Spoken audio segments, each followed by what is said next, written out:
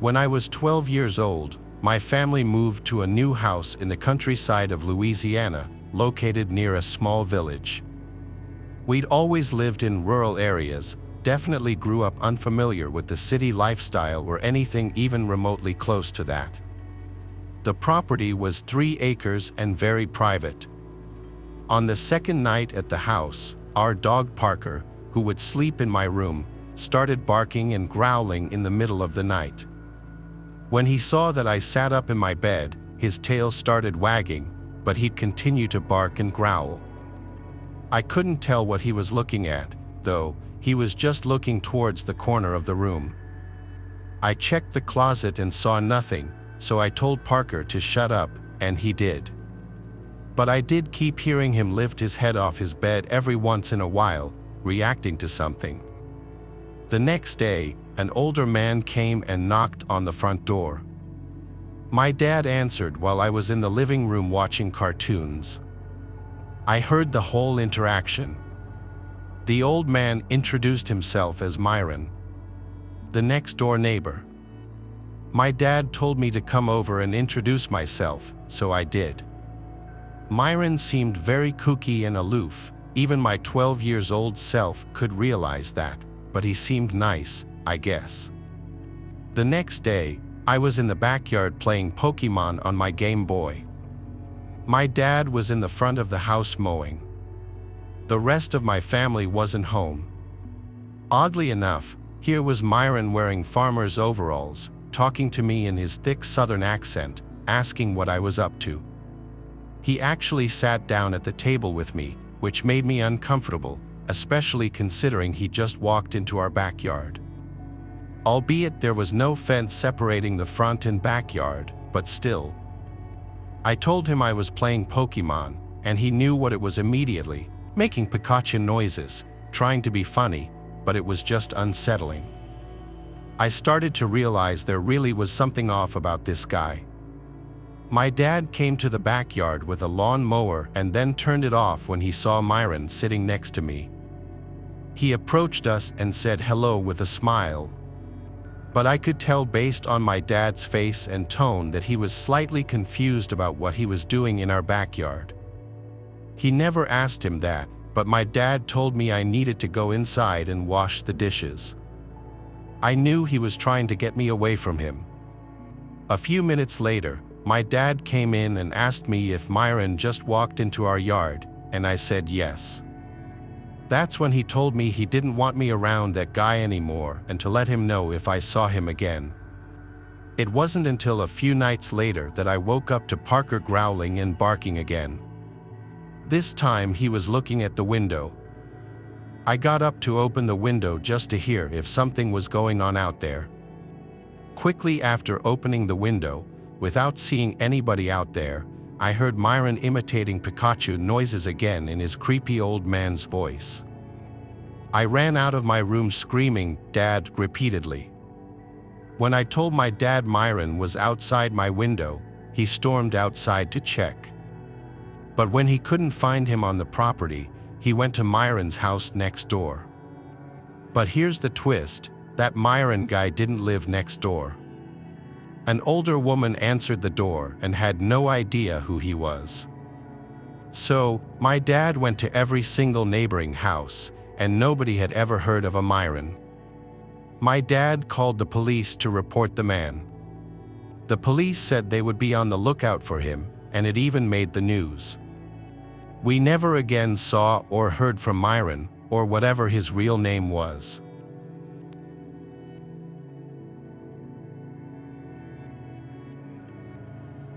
The story I just told actually happened to me when I was still living with my parents about 3 years ago. We moved to a new house at the end of 2019, right before the lockdown, and multiple things happened. One night, around 7 p.m., my mom and I were driving home from school. It's about a 20-minute ride. My mom has this weird habit of always checking who's behind us. That night, she noticed that a car had been following us for a few minutes. To be sure we weren't paranoid, we slowed down and made 2 rounds in a roundabout, but the car ended up cutting us off at full speed on the small road leading to our house. This wasn't a busy road usually, so we assumed we were just at the wrong place at the wrong time. Fast forward to the lockdown. At first, everything was going well, and we collectively decided to forget about the incident. By May, 2 months after the lockdown started and almost at the end of it, my sister was downstairs around 3 a.m., just hanging out in the living room. Just to give context, our house has lots of doors and windows in the living room. She noticed that one of the doors was slightly opening and assumed that someone had forgotten to close it and that the wind was blowing it open. But when she tried to push it to lock it, she felt like someone was putting their weight on it to open it. She screamed as loud as she could and ran upstairs to our parents. They went into the backyard to check if anyone was there, but they didn't see anyone, so we let it go as a one-time thing. But my mom wasn't reassured, so she started staying in the living room during the night to see if anything would happen. For the next few weeks, nothing happened, and she asked me multiple times to stay with her just to be her witness in case anything did happen. One night, around 1 a.m., we were lying on the couch, but the lights were off because I had a headache, and my mom was just scrolling through her phone. We saw a blinding light directed at our living room, which spooked me so much that I was completely paralyzed. My parents went into the backyard, but again, nothing. After that, we saw multiple lights and heard strange noises. On the surveillance camera, there were weird people at our gate, staring directly at our house. But since that's not technically illegal, we couldn't do anything about it. This continued for a few months, and it was driving my family insane. In 2021, while we were cleaning the backyard for summer, we found a big hole in the bushes, large enough for someone to pass through. We didn't know what to do, but we were now sure that someone had been coming onto our property. Almost nothing happened after that, which made us believe that whoever it was knew we were onto them. But we still don't have a clue about who it was, why they were doing it, or even if they intended to do something bad.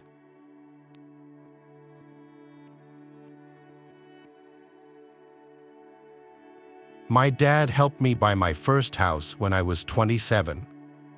I was never spoiled, but my dad always had a lot of money, and when I wanted a house, he lent me a large amount of cash. The previous owners of the house were an elderly couple. As far as I know, the husband died many years before I moved in. The wife died just a few weeks before I bought the house.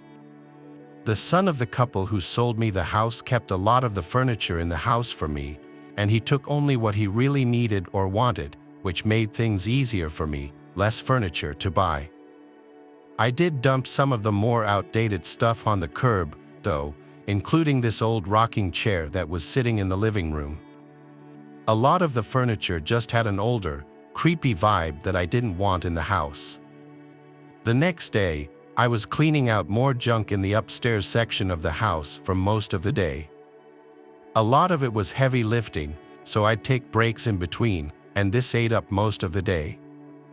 I didn't really get an ounce of sleep the night before. As I have a mild form of insomnia which affects me certain nights. That second night, having moved into the house, I went out to get some Chinese for dinner because I had no energy to cook. When I got back, I was disturbed to find the front door was unlocked.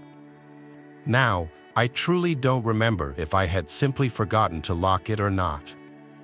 I wanted to believe I forgot, but it just seems so unlikely I'd forget to do that, especially with my brand new house. I started flicking on every light of every room on the main floor. The more light, the safer I'd feel. I then proceeded up the stairs to do the same there in the common area and in all 3 bedrooms. There was also a basement to the house that I'd only been down inside once at that point. It was not a big basement like you would expect, though. It was kind of just a small storage space where the washer and dryer happened to be. I was already feeling a lot more confident that I had just simply forgotten to lock the door, but I still had to check the basement before I could confirm this. I opened the basement door and flicked on the light. As I got halfway down the stairs, I saw an old rocking chair sitting in the middle of the basement. I didn't remember it being there the first time I saw the basement, and when I stood over it, I could swear it was the same rocking chair I had thrown away the night before. If not the same one, at least an identical one. I looked around the basement, though, and there wasn't anyone down there, so I did calm down just a bit. I headed back upstairs to eat my Chinese food. I remember leaving the basement door cracked open, which sat right next to the kitchen. I started hearing rickety creaking sounds from downstairs. I ran to the basement door and tried to turn on the light, but it wouldn't turn on this time. All I could think was, what the hell was that noise? I went to the kitchen, grabbed my flashlight from under the sink, and went a quarter of the way down the stairs with the flashlight beaming down to the bottom. I saw the rocking chair moving, and someone was sitting in it. It was an old woman with gray curly hair, glasses, and she was dressed in a pink nightgown. Her head slowly turned to be looking up at me. I gasped and left the basement, closing the door this time. I don't know what I was immediately thinking at that point. All I knew was I had to call the police. But when they came, they searched the whole basement with me, and we didn't find anyone. There were also no hidden compartments or exits down there where she could have escaped through. At a certain point, the cops started looking at me like I was crazy. I knew it, and pretty soon they left. I had the contact details of the son of the couple who owned the house before me, so I called him up around 8 or 9 p.m. and described the lady to the best of my ability. He sounded shocked and started to cry over the phone, saying I had perfectly described his mother and her favorite nightgown. He said he'd be right over. He got to the house within the hour, and we went downstairs together. He seemed to be in shock the whole time. I could see his hands shaking. He ended up leaving with the rocking chair after a while of talking with me and being very emotional. It may have been emotional for him, but it was the scariest thing I could have possibly ever witnessed with my own eyes. It still stands to be.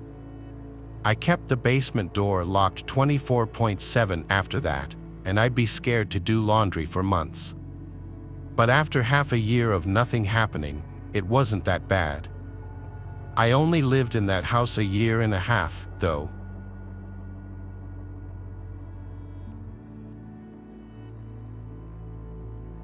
Another strange thing happened in 2013, when I was 17. My family was looking at a house, and the owner showed up to talk with my parents. He seemed like a nice older man and mentioned that he had built the house himself. It was a pretty nice 2-story house overlooking a river. Anyway, I was standing back, watching everyone talk, when suddenly, there was a break in the conversation. The owner turned away from my parents and his expression completely. And instantly, he changes from a kind of happy expression to the most sinister and hateful scowl I've ever seen. I don't think he noticed me watching, and I probably appeared to be on my phone as my head was down. As soon as he turned back, he instantly went back to smiling. It was so creepy to me and honestly made me feel sick. I told my mom, who also said it was kind of weird, but maybe he's just awkward. So, we got the house, moved in, and the next weekend, my family was going to church. I didn't feel like going, so they all left me at home. It was Sunday morning, about 11 a.m., when I heard really loud banging outside. It was rhythmic, and it was coming from the side of the house. I was on the other side of the house, on the second floor. Honestly, my dumbass thought it was maybe the wind. It was stormy that day, and I didn't think much of it. It stopped after about 5 minutes. 10 minutes later, I heard walking around downstairs, chairs moving, kitchen cabinets opening, and the fridge opening. I immediately, quietly locked my door, grabbed my baseball bat, and called 911. While telling them my address, I texted my mom, telling her that someone was in the house and that I had called 911. At that point, the operator said someone was 10 minutes out. I told her I heard steps walking toward the stairs. Basically, the house is so thin, I could track where he was in the house. At this time, my mom responded that she was on her way, but she was 30 minutes away. Here's a 17-year-old, 5 feet 2 inches, 100 pounds girl, hunkered in her room, full well knowing that if he came in, he'd overpower me and take the bat. I was terrified. I heard him walk down the hallway toward my door, and I saw the handle turn and stop. It was locked. I heard him standing there, not moving. I could even hear his breathing. It felt like forever, but really it was about 10 seconds. I heard him turn, go back down, and I heard the back door open and shut. About 3 minutes later, the police pulled up. The 911 operator asked if I could let them in or if they needed to force their way inside. I knew he had left, so I let them in. No one was there, no sign of forced entry, nothing. When my mom got there, she looked at my stepdad and asked if he had changed the locks. He hadn't. I think the creepiest part, and what really validated my story, was that my mom had just vacuumed the hallway and there were shoe prints larger than anyone in our house. The police hadn't even been up there, they stopped just outside my room.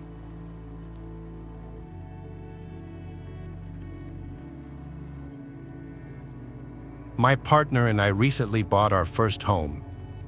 On the day of closing, the selling realtor informed us that the seller hadn't given her the keys to the house.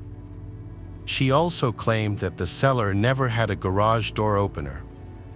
When we asked about when we could obtain the keys, the selling realtor explained that the seller works an hour away and has long hours, so we couldn't get the keys until 9 or 10 p.m.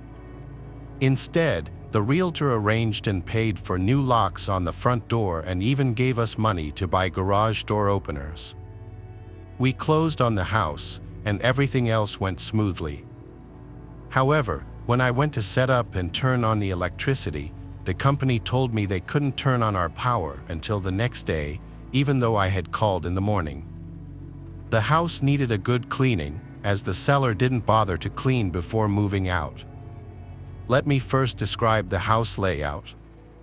When you walk through the front door, it opens to the living area, with the kitchen to the left. Part of the kitchen is hidden from the front door due to stairs leading to the basement, so you can't see the oven or the fridge. The neighborhood is one of the safest in my area. I had to use the front door to move things in since the locks were installed before I arrived, so I didn't bother locking the door. Moving on with the story, since I didn't have electricity, I decided to start by cleaning the fridge. I turned on a true crime horror podcast and got to work. The fridge doors were wide open, and I was just doing my thing when a shadow appeared behind me. I knew this wasn't my partner because he was teaching, so I turned around to see a man in a black hoodie and black shorts. He told me he was there to drop off a garage door opener. He placed the opener on the island without saying another word. I probably spooked him just as much as he spooked me because he quickly ran out the door. It took me a while to compose myself and call my partner, hoping he was on break so I could tell him what just happened. I also texted our realtor about this strange interaction. I wondered if I hadn't heard a knock because I was so engrossed in my work. But I'm certain he didn't knock. I know this because less than an hour later, another man knocked on the door, explaining he was there to drop off a key to the front door. If he tried the doorbell, I didn't hear it because there wasn't any electricity. We're still working on the house before we officially move in, but now I'm ultra spooked about being alone in the house. I refuse to listen to a true crime horror podcast while the house is empty.